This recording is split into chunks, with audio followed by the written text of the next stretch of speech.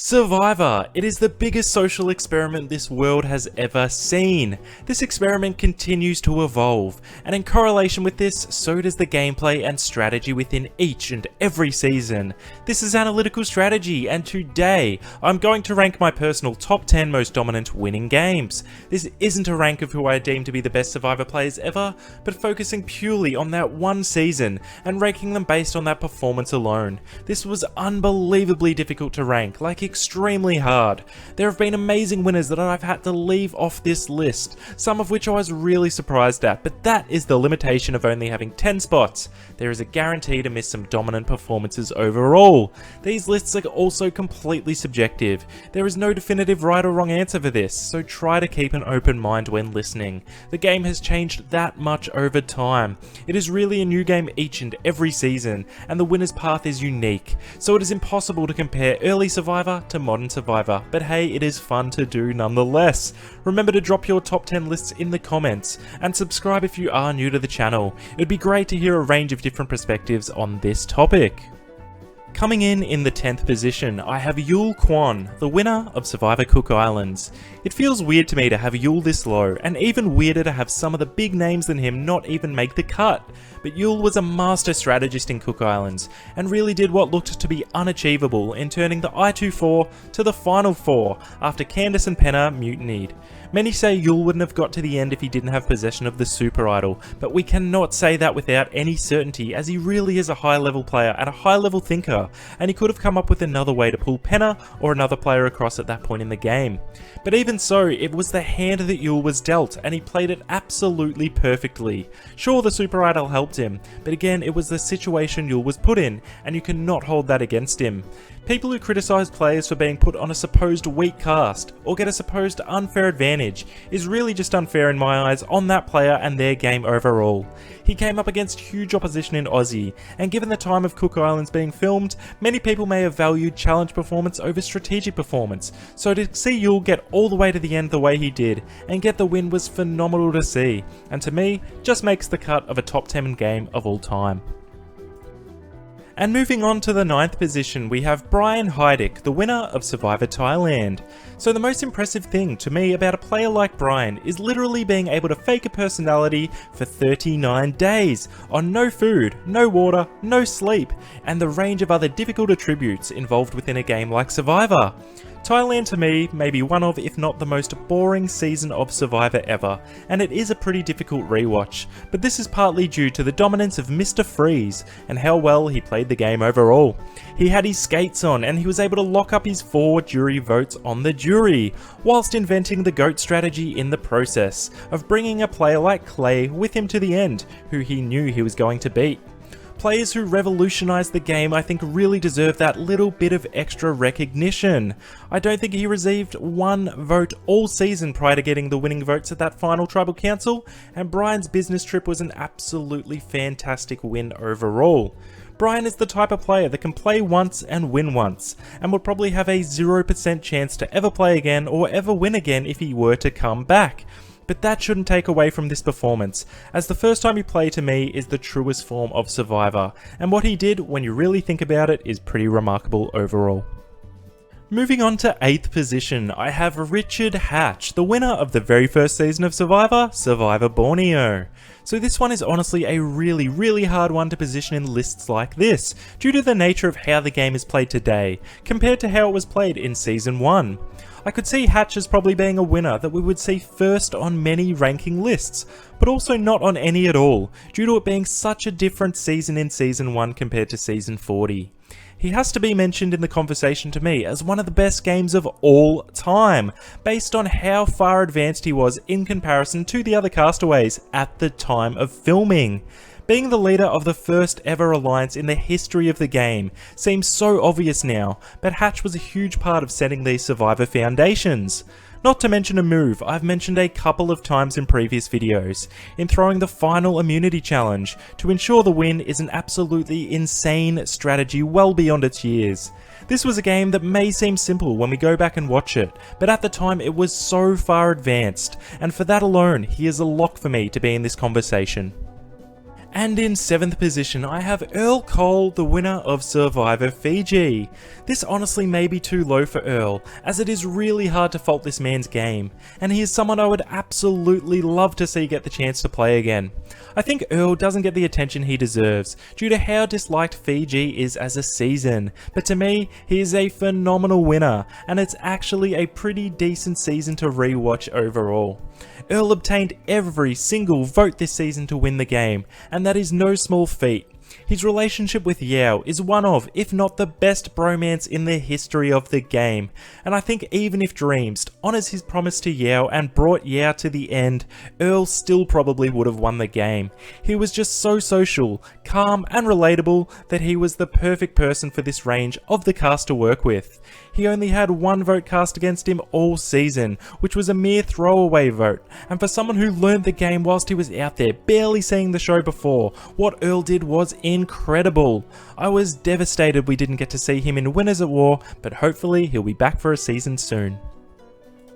And moving on to the 6th position, I have Tom Westman, the winner of Survivor Paleo. So Tom is another one, similar to Earl, that should get more credit for his game in Paleo, and how he was able to pull off this win. It is not often the leader of a tribe can maintain that position for the duration of the entire game, and he really controlled the game from start to finish. He started on the dominant tribe, but I honestly think a big part of this domination was due to this tribe having Tom on it, and having his leadership abilities. Once the tribe absorbed Stephanie, Tom was able to eliminate threats when required, be absolutely dominant in the physical portion of the game, and when it came down to the longest immunity challenge in the Survivor history, he was able to play on Ian's mind, and not only did he step off the pole, but also sacrifice his spot to go to the final tribal council. Definitely one of the more underrated moves this game has ever seen. He really dominated from beginning to end, and made winning this game look so easy. He was a phenomenal performer, and another player who was a huge omission with the Winners at War cast. So moving on to the top 5, in 5th position I have the winner of Survivor China, Todd Herzog. So Todd enters the top 5 individual wins for his game in China, and I am personally a massive fan of this strategy and how he was able to progress in the game. He surrounded himself with a weak, a strong, a strategic and a good looking player to ensure he wasn't the target throughout the game. He was able to position himself so if something did go south for his alliance, he wouldn't be the one targeted overall. Todd's mind for the game was automatically seen by players like Jean Robert, and even if huge moves he planned out didn't work, like telling James to throw the challenge to get rid of Jamie, he always seemed one step ahead of most of the cast. Not to mention he probably gave the best final tribal council performance of all time, being able to turn a couple of votes his way in the process, which can be really difficult to do, as a lot of the time castaways have their minds made up prior to their speeches taking place. A super amazing player, and someone I can see doing really well in a lot of different seasons. So coming in number 4, we have JT, the winner of Survivor Tocantins. Now whilst JT may have slid down people's overall rankings after his returnee performances, there is no question that his game in Tocantins is a top 5 game of all time to me. To be honest, these top 4 to me are pretty much locked in each spot, whilst 5th to around 15th were much closer, and I could have had quite a few names in any order. But JT received every single vote at the end, much like Earl, and he made people like Brandon want him to win over them, which is incredible and really unheard of in a game like Survivor.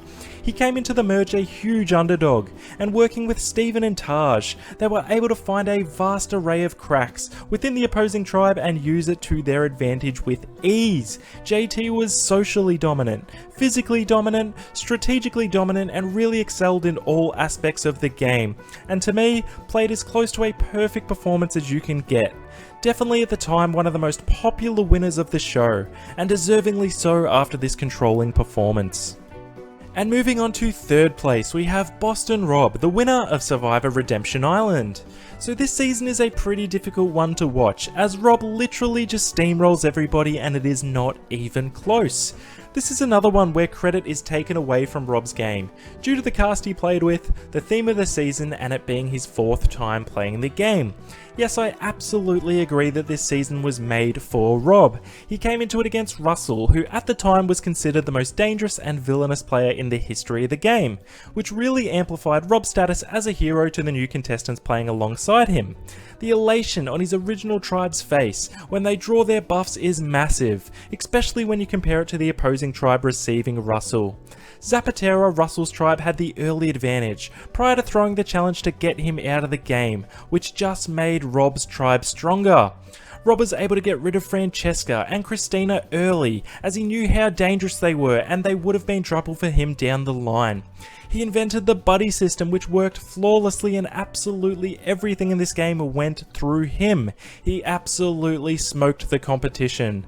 So even if the season was favoured in Rob's advantage, being able to be such a popular returning player and dominate in the fashion that he did is extremely impressive. And again, he played the cards he was dealt to perfection, and that is only more credit to him in my eyes. So moving along to my second position, I have Kim Spradlin, the winner of Survivor One World. So speaking of one of the worst seasons in Survivor history, this is just because Kim is honestly that good this season. Again, people may say this was a weaker cast, but that isn't Kim's fault. And with the card she was dealt, she absolutely smashed it out of the park. Also, I really believe that this cast appeared weaker than it was, because Kim was that amazing this season. Sabrina, Troyzan, Jonas, Chelsea, just to name a few, all had some good potential for the game. But against Kim, they were made to look weaker than they were because she controlled everything from beginning to end, and she did it with ease. The way she could talk to you, stare into your soul and lie to you with laughing to hide the lies, it was unlike anything the game had seen before. That she was able to convince Alicia that bloody Tarzan was controlling the whole game to prevent an Alicia, Tarzan and Christina from being in the final 3. I mean, how on earth is that physically possible? And only a player like Kim would be able to pull it off. Absolutely deserving of this spot, and I could really see the logic of putting her in that number 1 position. She was the best player of all time to me before Winners at War, and even had a fantastic performance in that season, as well with how high her threat level was leading into it. But her crown was taken over by my number 1 most dominant performance of all time, and that is Tony Vlachos, the winner of Survivor Winners at War. So this is really unbelievable how Tony was able to pull this off, and against all winners. I cannot emphasize that enough, all winners. His game alone was unbelievable, but be able to have a dominant performance, a landslide performance against all winners with one of the biggest targets from day one is a clear first place to me as the best game of all time. The episode where he was extorted, convinced people to pay for his extortion, win immunity, and then get Sophie out was absolutely mind-blowing. He was camping up trees for hours to listen to conversations. He was lighting fires in the night searching for idols. He was walking under people so they seemed to have the dominance in the conversation. He was learning from game changers to be on house arrest. I mean, everything he did was with a purpose, and he did it to perfection. To be able to beat a player that lived with the jury from the beginning of the game in Natalie, with her being able to create personal relationships, is something that should not be underappreciated. We saw how dangerous that was a couple of seasons earlier. Kim was an easy first place to me prior to Winners at War, but this performance is leaps and bounds the best Survivor game played in any international version of the show, and he cemented himself as the best that has ever played the game. It was an iconic performance to say the least. So there you have it, my top 10 most dominant individual games of Survivor over 40 seasons. I really do feel bad leaving a few huge names off this list, but that is a given no matter what when you're putting together these subjective opinions. Let me know what you think and put your top 10s in the comments below. Remember to subscribe for more content if you are enjoying it. This is Analytical Strategy and we are signing out once again. I'll see you on the next video. Bye for now.